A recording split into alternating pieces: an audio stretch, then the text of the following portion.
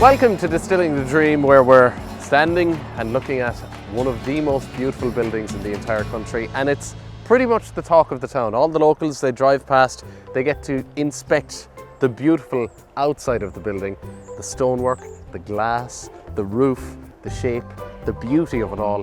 However, they don't have my job and they can't go inside and appreciate all the beauty within. So let's do that now. The kitchen has been progressing nicely. Behind the scenes, the resin floor is being poured.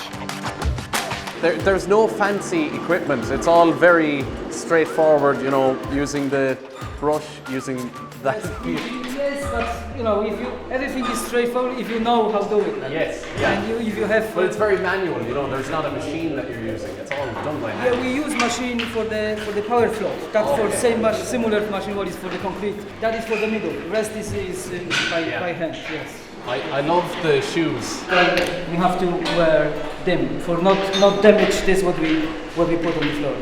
And continuing with flooring, the concrete in the restaurant area has been brushed clean, ready for the oak flooring to be installed. This being done 2 days ago, when are you expecting the oak to be delivered by? The oak is in the back in the warehouse. Okay, so it's here already? It's on site, yeah. So it's the moisture level in that was something like 3% when it came from the States. It's so hot. So it's curing basically. It needs to get up to about 8 or 9%. And then this floor is a little bit too much moisture in it. So we have to drop the moisture in this, which is happening since we closed up everything. That's dropping. So if we have too much of a variance between them, the floor will buckle in. That's not going to be good. And I have noticed one major design change over in the corner of the restaurant, the famous VIP area. We had a good chat with Barry about accessing this VIP room, which was named after me, and I'm noticing now that it's kind of walled off. Yeah. So, what's the story? It's not gone. No, it's not gone. We're going to access it from the distillery floor. There was just so much hassle with access to it, the stairs, and with all the building regulations, we're going to have to put a firewall inside Little Foyer, which would mean we'd have to have 2 solid walls on both sides, so it would take away probably 60% of the view that you can see there now. So it didn't make sense.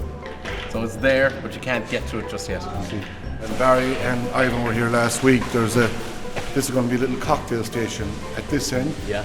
This is going to be very, very busy end of the bar. So they're putting the barista over here. You heard it here first. Pints, whiskey, gin, cocktails, maybe coffee, happening here on St. Patrick's Day.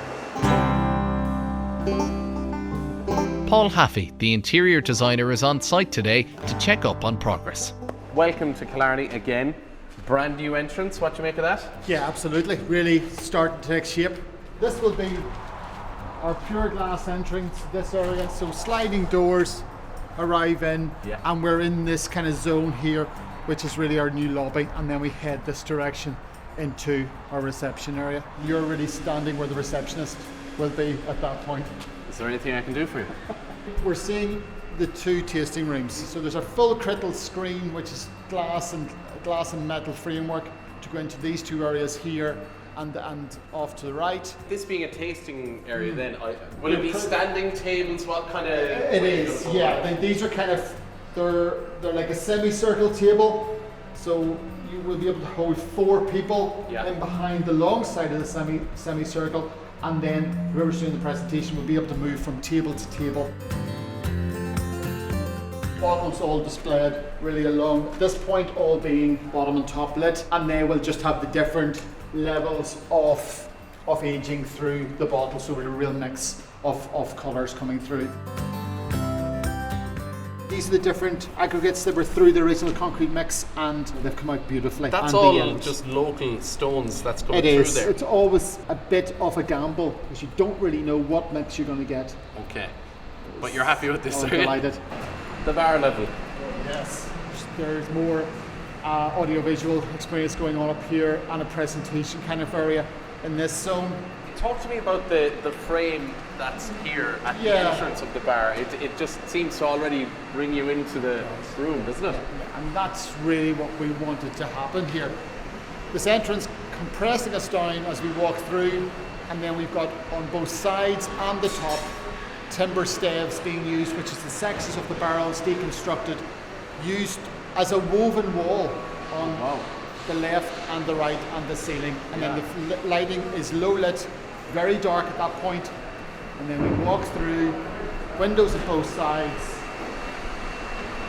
Once the windows are all cleaned down and the tape taken off them, it's going to be all about the view.